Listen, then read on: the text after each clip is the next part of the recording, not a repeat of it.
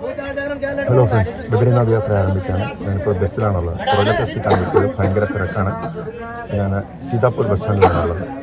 നിങ്ങൾ കാണുന്നത് സീതാപൂർ ബസ് സ്റ്റാൻഡിലെ കാഴ്ചകളാണ്. സീതാപൂർ ബസ് സ്റ്റാൻഡിലെ കാഴ്ചകളാണ് നിങ്ങൾ കണ്ടുകൊണ്ടിരിക്കുന്നത്. ഇതാണ് സീതാപൂർ ബസ് സ്റ്റാൻഡ്. ഇവിടെ നിന്നാണ് ഹരിദ്വാറിനും ബദ്രീനാഥിനും ബസ്സുകൾ സ്റ്റാർട്ട് ചെയ്യുന്നത്. അങ്ങനെ സീതാപൂരിൽ നിന്നും വണ്ടി സ്റ്റാർട്ട് ചെയ്തത്. വണ്ടി ഒത്തിരി ലേറ്റായിട്ടാണ് സ്റ്റാർട്ട് ചെയ്തത്. വണ്ടി 7:20 സ്റ്റാർട്ട് ചെയ്ത് ആൾക്കാരെ കിട്ടാൻ താമസിച്ചതാണ്. സീതാപൂരിൽ നിന്നും സോൻപ്രയാഗ് വരെ 230 കിലോമീറ്ററാണ് കാണിക്കുന്നത്. സമയം കാണിക്കുന്നത് 7 മണിക്കൂറാണ് ഗൂഗിൾ മാപ്പിൽ. ഈ ബസ് സ്റ്റാൻഡിൽ നിന്ന് തന്നെയാണ് ഉത്തരാഖണ്ഡ് ട്രാൻസ്പോർട്ട് സർവീസുകാരുടെ ബസ്സും മറ്റ് പ്രൈവറ്റ് സർവീസ് ബസ്സുകളും സ്റ്റാർട്ട് ചെയ്യുന്നത്. ഇവിടെ വന്നു കഴിഞ്ഞ് കഴിഞ്ഞാൽ എല്ലാ ബസ്സുകളും ഇവിടെ നിന്ന് കിട്ടും. കൂടുതലും ഇവിടെ നിന്നും പോകുന്നത് ഹരിദ്വാർ, ജോഷിമഠ്, ഋഷികേശ്, ബദ്രീനാഥ് അങ്ങനെയുള്ള സ്ഥലങ്ങളിലേക്കുള്ള ബസ്സുകളാണ് കൂടുതലും. അതുകൂടാതെ എനിക്ക് പരിചയമില്ലാത്ത സ്ഥലങ്ങളിലേക്കുള്ള ബസ്സുകളും കിടക്കുന്നുണ്ടായിരുന്നു. നമ്മളിപ്പോൾ പോയിക്കൊണ്ടിരിക്കുന്ന സ്ഥലത്തിൻ്റെ പേരാണ് അഗസ്ത്യമുനി. അഗസ്ത്യമുനി എന്നാണ് ഈ സ്ഥലത്തിൻ്റെ പേര്. അഗസ്ത്യമുനി കൂടെയാണ് പോയിക്കൊണ്ടിരിക്കുന്നത്. പിന്നെ നമ്മുടെ ഡ്രൈവർ നല്ല സ്പീഡിലാണ് ഡ്രൈവ് ചെയ്യുന്നത്. കുഴപ്പമില്ല, നല്ല ഡ്രൈവിംഗ് ആണ്. ടെഹരി എന്ന് പറയുന്ന സ്ഥലമാണ് ഇപ്പോൾ എത്തിയിരിക്കുന്നത്. ടെഹരി. ഇത് പല സ്ഥലപ്പേരുകളും നമുക്ക് ഇവിടെ മനസ്സിലാവും. സ്ഥലത്താണ് എത്തിയിരിക്കുന്നത്. അടുത്ത മെയിൻ സ്ഥലം വരുന്നത് രുദ്രപ്രയാഗാണ്. രുദ്രപ്രയാഗ് എന്ന് പറയുന്നത് രണ്ട് നദികൾ സംഗമിക്കുന്ന സ്ഥലത്തിനാണ് പ്രയാഗ് എന്ന് പറയുന്നത്. ഇനിയിപ്പം നമ്മൾ എത്താൻ പോകുന്ന സ്ഥലമാണ് രുദ്രപ്രയാഗ്. അപ്പോൾ രുദ്രപ്രയാഗിലോട്ട് എത്തുകയാണ്. അങ്ങനെ രുദ്രപ്രയാഗിലേക്ക് എത്തിക്കൊണ്ടിരിക്കുന്നു. ഈ 4 കിലോമീറ്ററുള്ള രുദ്രപ്രയാഗ്. ഇടയ്ക്കൊന്ന് നിർത്തിയാണ്. വണ്ടിയുടെ കാറ്റ് കുറവാണെന്ന് പറഞ്ഞ് വണ്ടി നിർത്തിയാണ്. ഈ വണ്ടിയാണ് A0128. ഈ വണ്ടിയിലാണ് ഞാൻ വന്നത്. അങ്ങനെ ഞങ്ങളുടെ ബസ്സിൻ്റെ ബാക്കിലെ ടയർ പഞ്ചറായി. റെഡിയാക്കാനായിട്ട് രുദ്രപ്രയാഗിൽ നിന്നൊരു 3 കിലോമീറ്റർ 4 കിലോമീറ്റർ താഴെ അവിടെ വെച്ചാണ്, ഈ നദിയുടെ കരയിൽ വെച്ചാണ് പഞ്ചറായത്. അപ്പോൾ അത് ശരിയായിക്കൊണ്ടിരിക്കുന്നു. ഇതാണ് രുദ്രപ്രയാഗിൻ്റെ വ്യൂ. പിന്നെ നഗ്രാസു എന്ന് പറഞ്ഞ സ്ഥലത്ത് ബ്രേക്ക്ഫാസ്റ്റിന് വേണ്ടി നിർത്തിയിരിക്കുകയാണ്. നഗ്രാസു കമലേഷ് ഹോട്ടൽ. അതാണ് നമ്മുടെ വണ്ടി.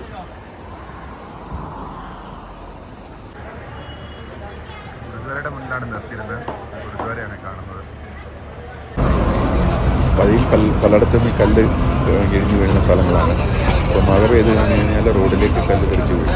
ഈ റോഡൊക്കെ ഞാൻ കഴിഞ്ഞ പ്രാവശ്യം വന്നപ്പോൾ വളരെ നന്നായിരുന്നു. പക്ഷെ മഴ കഴിഞ്ഞപ്പോഴത്തേക്കെല്ലാം കുളമായിട്ടിരിക്കുകയാണ്. ബദ്രീനാഥ് എന്ന് പറയുന്നത് 4 ഡാമിൽ ഒന്നാണ്. ഈ 4 ഡാം എന്ന് പറയുന്നത് ഗംഗോത്രി, യമുനോത്രി, കേദാർനാഥ്, ബദ്രീനാഥ് അങ്ങനെ 4 ഡാം. ഈ 4 ഡാമിലുള്ളതാണ് ബദ്രീനാഥ്. ഞാനിപ്പം 2ാമത്തെ ഡാം എന്ന് പറഞ്ഞാൽ ഇപ്പം കേദാർനാഥ് ദർശനം കഴിഞ്ഞിട്ട്, കേദാർനാഥ് ഒരു ഡാമാണ്, അത് ദർശനം കഴിഞ്ഞിട്ട് ഞാനങ്ങനെ ബദ്രിയിലേക്ക് പോയിക്കൊണ്ടിരിക്കുകയാണ്. അപ്പം ഞാൻ നേരത്തെ മറ്റ് 2 ഡാമുകളിലും പോയിട്ടുണ്ട്. ഈ 2 ഡാമുകളിൽ ഞാൻ സ്ഥിരമായിട്ട് പോയിക്കൊണ്ടിരിക്കുന്ന സ്ഥലമാണ് കേദാർനാഥും ബദ്രീനാഥും. ബദ്രീനാഥിലാണ് നമുക്ക് ഡയറക്റ്റ് ബസ് സ്റ്റാൻഡിൽ നിന്ന് 1 കിലോമീറ്റർ നടന്നു കഴിഞ്ഞാൽ അമ്പലമാണ്. അധികം ട്രക്കിംഗ് ആയിട്ട് പോകേണ്ട കാര്യമില്ല. പക്ഷേ കേദാർനാഥിൽ ഏകദേശം 22 കിലോമീറ്റർ നമുക്ക് ട്രക്ക് ചെയ്യേണ്ടതായിട്ട് വരുന്നുണ്ട്. ഞാനിപ്പോൾ അത് എൻ്റെ മൊബൈലിൽ ഒരു ആപ്പുണ്ട്, അതിട്ട് നോക്കിയിരുന്നു. ഞാൻ തിരിച്ചിറങ്ങിയപ്പം ഏകദേശം 22 കിലോമീറ്റർ ഞാൻ ട്രക്ക് ചെയ്താണ്. ബദ്രീനാഥിലേക്ക് ഒന്നും ട്രക്ക് ചെയ്യേണ്ട ആവശ്യമില്ല. അപ്പോൾ അമ്പലം നമ്മുടെ ഏറ്റവും നിയറസ്റ്റാണ്. അതുപോലെ തന്നെ ഗംഗോത്രിയും അവിടെ നമുക്ക് നേരെ ചെന്നിറങ്ങാം. അടുത്ത് തന്നെയാണ്. ട്രക്ക് ചെയ്ത് പോകേണ്ട 2 സ്ഥലം കേദാർനാഥും യമുനോത്രിയാണ്. യമുനോത്രിയിൽ നമുക്ക് ഏകദേശം 6 കിലോമീറ്റർ മലയുടെ മേലിലേക്ക് ട്രക്ക് ചെയ്ത് പോകണം. പിന്നെ നമ്മുടെ യാത്രയിൽ എപ്പോഴും സൈഡിൽ കൂടെ കാണുന്ന നദി അളകനന്ദയാണ്. റോഡിൻ്റെ സൈഡിൽ കൂടെ കാണുന്ന നദി അളകനന്ദയാണ്. ഇനി വഴിയിലൊക്കെ എവിടെയും എല്ലായിടത്തും പണികൾ കാണുന്നത് ഇവിടെ എല്ലാം ഉത്തരാഖണ്ഡിലേക്ക് റെയിൽവേ എത്തിക്കാനുള്ള ശ്രമം കേന്ദ്ര സർക്കാർ നടത്തുന്നതിൻ്റെ ഭാഗമായി വളരെ സ്പീഡിൽ പണി നടക്കുന്നുണ്ട് റെയിൽവേയുടെ. പലയിടത്തും നമുക്ക് റെയിൽവേയുടെ ടണലുകൾ പണിതുകൊണ്ടിരിക്കുന്നത് കാണാൻ പറ്റും. ഇവിടെ യാത്ര ചെയ്യുമ്പോൾ ശ്രദ്ധിക്കേണ്ട ഒരു കാര്യം, നമ്മളൊരു ടൈം ലിമിറ്റിൽ പ്ലാൻ ചെയ്തിട്ട് പോക്ക് നടക്കത്തില്ല. കാരണം വെച്ചാൽ ചില സമയത്ത് എപ്പോഴാണ് റോഡ് ബ്ലോക്ക് ആവുന്നത് എന്ന് നമുക്ക് പറയാൻ പറ്റില്ല. പ്രത്യേകിച്ച് മഴക്കാലത്ത് പെട്ടെന്ന് ഇത് കാണുന്നത് റെയിൽവേയുടെ പണി നടക്കുന്ന സൈറ്റാണ്. അത് ഇടയ്ക്ക് നമുക്ക് ശ്രദ്ധിച്ച് നോക്കിയാലും തുരങ്കങ്ങളൊക്കെ പണിയുന്നത് കാണാൻ പറ്റും. നമ്മുടെ ഡ്രൈവർ ഉള്ള സമയത്ത് നല്ല സ്പീഡിൽ അടിച്ചു വിട്ടാണ് പോകുന്നത്. എങ്ങനെയാണെന്ന് അറിയത്തില്ല. നല്ലതായിട്ട് ഡ്രൈവ് ചെയ്യുന്നുണ്ട്. ഞാനാദ്യം പുറയിലായിരുന്നു ഇരുന്നത്. അവസാനം ഒരു 5 പേര് വന്നപ്പോൾ എന്നോട് മാറി ഫ്രണ്ടിലിരിക്കാൻ പറഞ്ഞു. ഞാനങ്ങനെ ഡ്രൈവറുടെ പുറകിലത്തെ സീറ്റാണ് എനിക്ക് കിട്ടിയത്. അതുകൊണ്ടാണ് ഗ്ലാസ് ഒക്കെ ഇട്ടത്, വണ്ടിയുടെ ഗ്ലാസ് ഒക്കെ ഇട്ടത്. എന്തായാലും കുഴപ്പമില്ല, ഞാനിവിടെ നിന്ന് ഷൂട്ട് ചെയ്യുന്നുണ്ട്, കുഴപ്പമില്ലാതെ പോകുന്നുണ്ട്.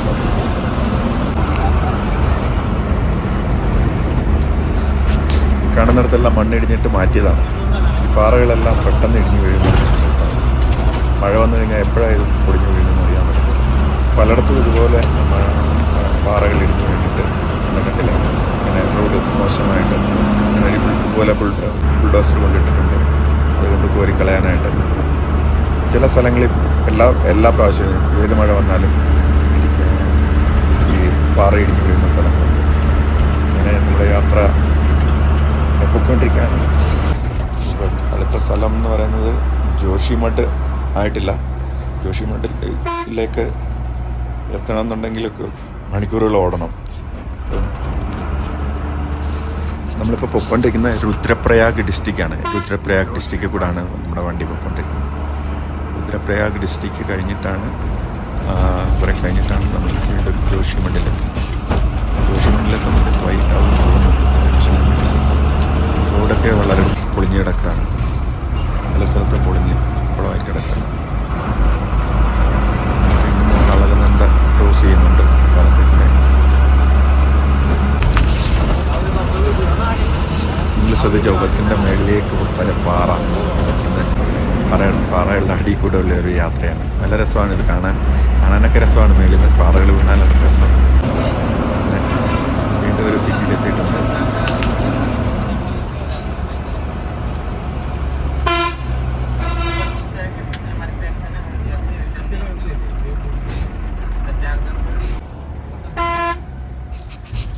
ലാൻഡ് സ്ലൈഡിങ് നടന്ന സ്ഥലത്ത് എത്തിയിട്ടുണ്ട്. ഇതുപോലെ പലയിടത്തും ലാൻഡ് സ്ലൈഡിങ് കാരണം വഴി ക്ലോസ് ആയിരുന്നു. അത് മാറ്റിയിട്ട് തിരിച്ചിട്ടിരിക്കുകയാണ്.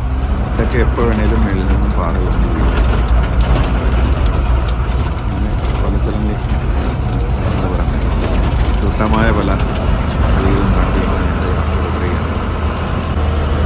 സൈഡിൽ കാണിക്കുന്ന നമുക്ക് റോഡിൻ്റെ ഒരു അവസ്ഥ മനസ്സിലാക്കാൻ വേണ്ടി പിന്നെ വളരെ ഭംഗിയാണ് ഇവിടുത്തെ പ്രകൃതി ഭംഗി. ഇങ്ങനെ വീണ്ടും വലിയൊരു ജാമിൽപ്പെട്ടിരിക്കുകയാണ്. എത്ര സമയം എടുക്കുമെന്ന് അറിയത്തില്ല. ഭയങ്കര നീണ്ട ക്യൂ ആണ്. അങ്ങനെ റോഡ് ബ്ലോക്കാണ്. ഇനിയിപ്പോൾ എപ്പോൾ ഓപ്പൺ ആകുമെന്ന് അറിയത്തില്ല. കുറേ നേരമായി, ഏകദേശം 2 മണിക്കൂറായി. അങ്ങനെ ബ്ലോക്കിൽ വന്നപ്പോൾ ഒരു ബസ് കണ്ടു. നേപ്പാൾ രജിസ്ട്രേഷനുള്ള ഒരു ബസ്, നേപ്പാൾ ടൂറിസം എന്ന് പറഞ്ഞ്. അതാണിത്. ഭയങ്കര ബ്ലോക്കാണ്. അങ്ങേ മല വരെ ബ്ലോക്കാണ്. അങ്ങേ മലയിൽ കാണാം വണ്ടികൾ കിടക്കും. 2-3 കിലോമീറ്റർ ബസ് ബ്ലോക്കായി കിടക്കുകയാണ്. എപ്പോൾ ഇവിടുന്ന് വീഴുമെന്ന് അറിയത്തില്ല. അങ്ങനെ 5 മണിക്കൂറത്തെ ബ്ലോക്കിന് ശേഷം വീണ്ടും വണ്ടി സ്റ്റാർട്ടായി. 1:15 വന്നാണ്, ഇപ്പോഴാണ് വീണ്ടും സ്റ്റാർട്ടായത്. 1:15 വന്നതിന് ശേഷം 6:30 ഇവിടുന്ന് വണ്ടി സ്റ്റാർട്ട് ചെയ്തത്. വളരെ നീങ്ങിക്കൊണ്ടിരിക്കുകയാണ്. ഇതൊക്കെ കാണുന്നത് ലാൻഡ് സൈഡ് നടന്ന സ്ഥലമാണ്. അവിടെ ഒരു വണ്ടിക്ക് മാത്രമേ കടന്നു പോകാൻ പറ്റുള്ളൂ. 1 വേ പോലെ കാണാൻ അവർ കൺട്രോൾ ചെയ്താണ് വരുന്നത്. പക്ഷേ ഇവിടെ ഒരു ശ്രദ്ധിക്കേണ്ട കാര്യം, എനിക്ക് തമാശയായിട്ട് തോന്നിയ കാര്യം, പോലീസുകാരെ ഒന്നും കാണാനില്ലെന്നുള്ളതാണ്. കൺട്രോൾ ചെയ്യാനായി ഒരൊറ്റ പോലീസുകാരനെ പോലും കണ്ടു. ഇതൊക്കെ നാട്ടുകാരൊക്കെ കൂടെ കൺട്രോൾ ചെയ്യുന്നതിനാണ് ഇതെല്ലാം ലാൻഡ് സ്ലൈഡാണ്. മുഴുവൻ റോഡിൽ പാറകൾ വന്നിട്ട് മാറ്റിയതാണ്. ഒത്തിരി ലാൻഡ് സ്ലൈഡുള്ള സ്ഥലങ്ങൾ കാണാൻ പറ്റും. പക്ഷേ ഇവിടെയൊക്കെ നിൽക്കുന്നത് സേഫ് അല്ല. മേളിൽ നിന്ന് എപ്പോൾ വേണേലും പാറ ഉരുണ്ട് വീഴാം. ഇന്നലെയാണെന്നുണ്ടെങ്കിൽ കേദാർനാഥിൽ ഇതുപോലെ പാറ ഉരുണ്ട് 3 പേരും മരിച്ചു. ഇതുപോലെ മഴയായതുകൊണ്ട് മഴയത്ത് നടന്നു പോകുമ്പോൾ നമുക്കറിയാൻ പറ്റത്തില്ല മേളിൽ നിന്ന് പാറ വന്നു. രണ്ടാമത്തെ കാര്യം എന്ന് പറഞ്ഞാൽ നദിയുടെ ശബ്ദം. ഇത് കാരണം നമുക്കൊന്നും പെട്ടെന്നൊന്നും മേളിൽ നിന്നൊരു പാറ വന്നാലൊന്നും അറിയത്തില്ല, അടുത്ത് വരാതെ നമുക്ക് അറിയാൻ പറ്റത്തില്ല. ഇവിടെ മുഴുവൻ തന്നെ ഇപ്പം നമ്മൾ കണ്ടുകൊണ്ടിരിക്കുന്ന ലാൻഡ് സ്ലൈഡ് നടന്ന സ്ഥലങ്ങളാണ്. ഫുള്ള് ജോഷിമഠനോട് അടുത്തുള്ള മിക്കവാറും സ്ഥലങ്ങളെല്ലാം ഭയങ്കര ലാൻഡ് സ്ലൈഡാണ്. ചില ഇവിടുത്തെ പാറയ്ക്കൊന്നും വലിയ ഉറപ്പൊന്നുമില്ല. അതിങ്ങനെ പൊട്ടി പൊട്ടി പൊട്ടി വീഴും. അല്ലേ, നിങ്ങളിപ്പോൾ കണ്ടുകൊണ്ടിരിക്കുന്നുണ്ടല്ലേ, ഇവിടെ മുഴുവൻ മേലിൽ നിന്ന് പാറ. റോഡൊക്കെ പണ്ട് നല്ല അടിപൊളിയൊക്കെയായിരുന്നു. ഇതോട്ട് വലിയ വലിയ പാറകളാണ് മേലിൽ നിന്ന് കൊണ്ടുവന്ന് വീഴുന്നത്. വീണ്ടും ബ്ലോക്കായി കഴിഞ്ഞ് കഴിഞ്ഞാൽ പിന്നെ യാത്ര ദുർഘടമാകും, യാത്ര സ്റ്റോപ്പായി പോകും. അതാണ് ഇവിടുത്തെ ഏറ്റവും വലിയ പ്രശ്നം. നടന്ന സ്ഥലം, ലാൻഡ് സ്ലൈഡ് നടന്ന സ്ഥലമാണിത്. ഇടയ്ക്ക് പാറ തെറിച്ച് വരുന്നുണ്ട്. വീണ്ടും ജാമായിരിക്കുകയാണ്, ഫുള്ള് ബ്ലോക്കായിട്ടിരിക്കുകയാണ്. കണ്ടത് കണ്ടോ, മേളിൽ നിന്ന് വന്ന് വീണ പാറകളാണ്. രാത്രിയായി തുരങ്കത്തിലേക്കുള്ള യാത്രയാണ്. അവിടെ മുഴുവനും എന്താ പറയുന്നത്, ചെളിയും ഇതൊക്കെ ആയിട്ട് കിടക്കുകയാണ്. രാത്രിയാണ് ഞാനത് വീഡിയോ എടുക്കുന്നത്. ഇവിടെ മുഴുവൻ ലാൻഡ് സ്ലൈഡ് നടന്ന സ്ഥലമാണ്. അങ്ങനെ 11:30 ആയപ്പോൾ എത്തിച്ചേർന്നു ബസ് സ്റ്റാൻഡിൽ. ഒത്തിരി ബ്ലോക്കായിരുന്നു. രാവിലെ 7:15 കയറിയതാണ്. അപ്പോൾ അങ്ങനെ ഇവിടെ എത്തി റൂമെടുത്തു. റൂമൊക്കെ ഞാൻ നാളെ കാണിക്കാം. അപ്പോൾ നാളെ ഒരു വീഡിയോയുമായി കാണാം. നാളെ അപ്പോൾ ബദ്രീനാഥിൻ്റെ വിശേഷങ്ങൾ കാണിക്കാം. അപ്പോൾ ഗുഡ് നൈറ്റ്. സപ്പോർട്ട് ചെയ്യുന്ന എല്ലാവർക്കും നന്ദി. വീണ്ടും കാണാം. Bye bye.